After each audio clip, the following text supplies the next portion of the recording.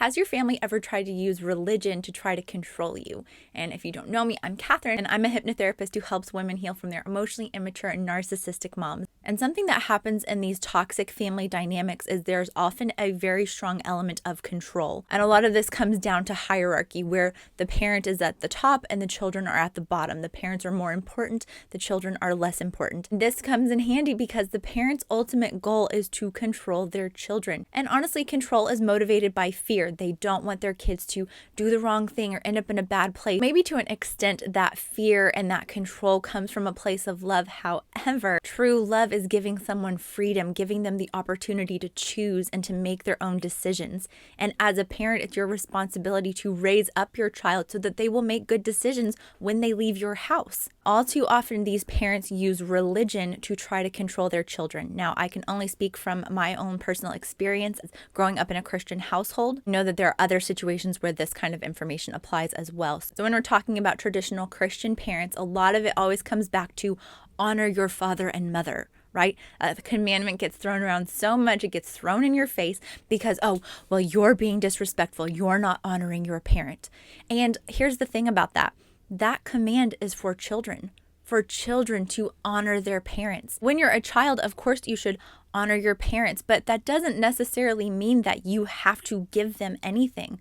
Honor and respect should be taught. It should be earned. It shouldn't just be this expectation of, well, I'm your parent, so you owe me this. Something a lot of emotionally immature, narcissistic parents get confused that they're like, well, you owe me something because I gave you a home, because I put clothes on your back and food on the table. Now you owe me a relationship. That's not how healthy relationships work. And so a commandment for children is something that is then held over the head of that child for their whole entire life. And this unhealthy dynamic, this unhealthy power play can cause so many problems. And if these parents were healthy people and they were able to raise their children, to empower their children, instead of trying to hold on to all the power so that they felt secure and they felt significant, if they could give that power to their children, say, hey, I trust you to make good decisions. If you need help, I'm here for you. This is where so many Christian parents fail because they don't properly empower their children to make the decisions that they need to allow them to be in the environment where their beliefs can be tested. This honor your parents is flung back in your face as a,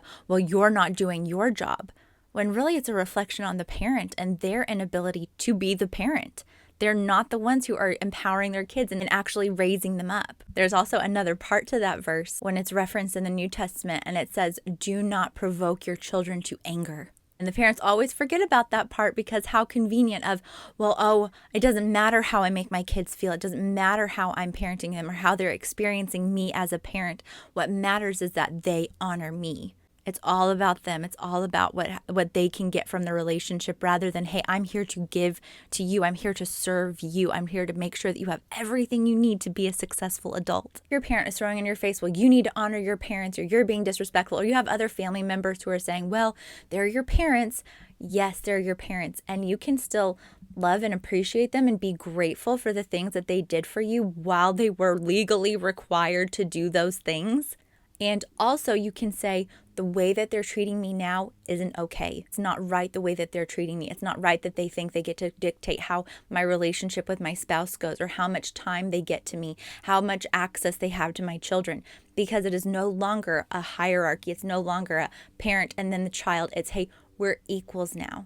We are both adults. We're both capable of making our own decisions. And this is really where parents get tripped up, as they think, no, I need to maintain that control. I need to maintain that power, because they found all of their significance in being that like powerful parent. And really it's an illusion because they're not really powerful at all. All of their identity is wrapped up in, well, I'm a parent to this child. That's just not healthy.